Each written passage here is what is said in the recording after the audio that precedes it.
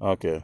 What I do for me to get my wheels and them tracking directly behind each other.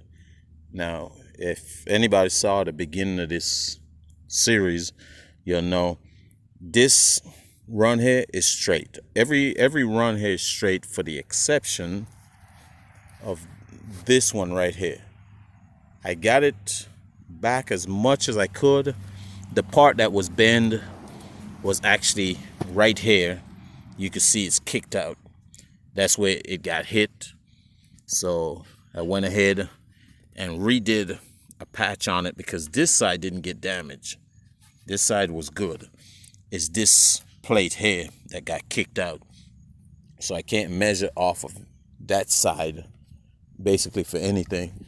So what I did is I put a string line pulled, and I don't have to have it any special measurement. I pulled it 18 and 5/8 to the edge right here. 18 and 5/8 to that string. I did the same thing to the back. Coming across, I have these heavy plates, so I can't really measure it center unless I do it from the top, and I still got the same 18 and 5/8 all the way across. So now what I'll do is measure from the string to right here, this lip right here. This one is already fixed in place, so I just have to match that one. I got the back end over here was it was good because that's behind the section that got bent. But the section up front that got bent, I don't want to do anything with that section over there. So now I'm gonna measure from the string to here and make sure it's same with that. And then that means it's tracking straight behind each other. I'll go ahead and do that now. Okay. Using the square and a level, going from this point right here, the inside, to the string is 20 and 3/8.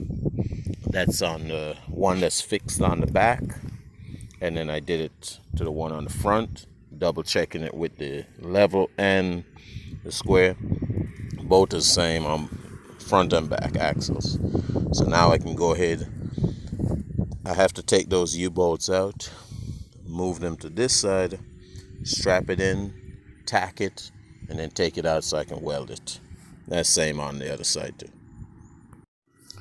Okay, what I'm doing, I got a pass right there, and I got a pass on the other side over here. Still got the slag on it, everything.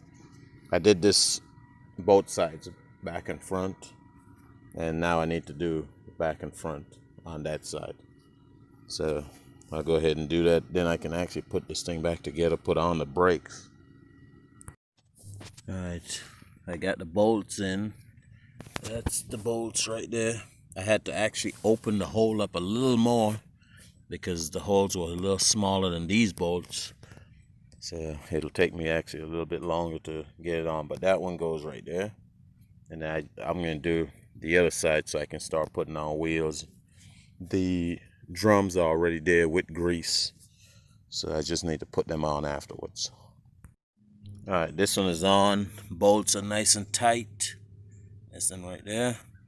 The nuts has an oval side, so that's the back side, and then you don't have to put any lock thread or anything like that on it. So I'll go ahead and get ready for the other side. So these holes are slightly larger than what the old ones were. The old ones was about that size right there. So we'll go ahead now and put this one on. Hopefully you can lock it down tonight because it's going it towards the it's in the fall, so the sun drops quicker. Okay, while I'm at it, I cleaned up all that black grease. If you can't find the screws, this is the screws you need. A 3/8 24 thread, 1 inch long, and that's what it looks like. It's the same like the black ones. I prefer the black ones, but they didn't have anymore.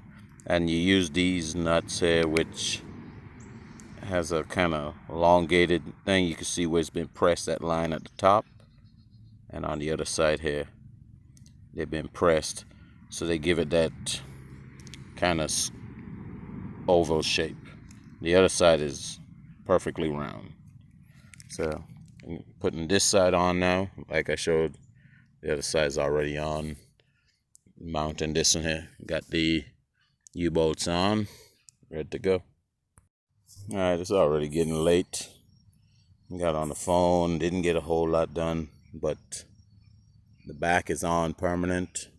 The front, I just can't find the bolts to put them back in. The nuts on this side and bolts on the other side, but they do line up like it should. So I'll just have to see if I can find some nuts somewhere.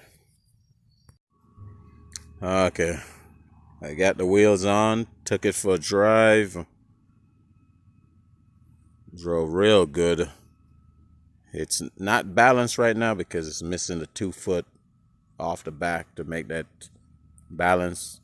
And you can see on the little equalizer the way it is.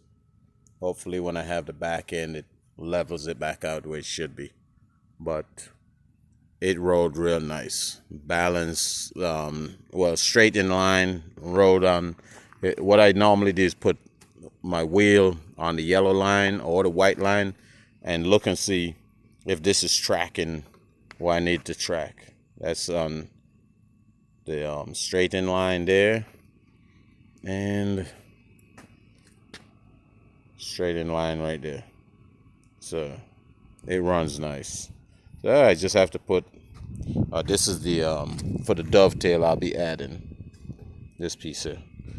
So now I just have to go clean up the other side and come back here.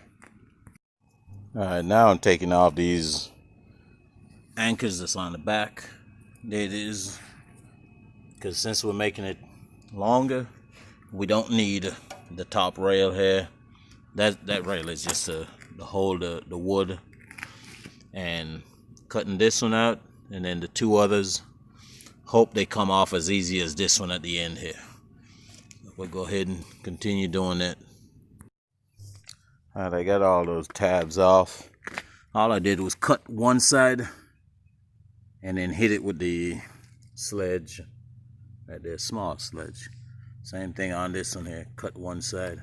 Now all I should have is these little spots right there, and that's it.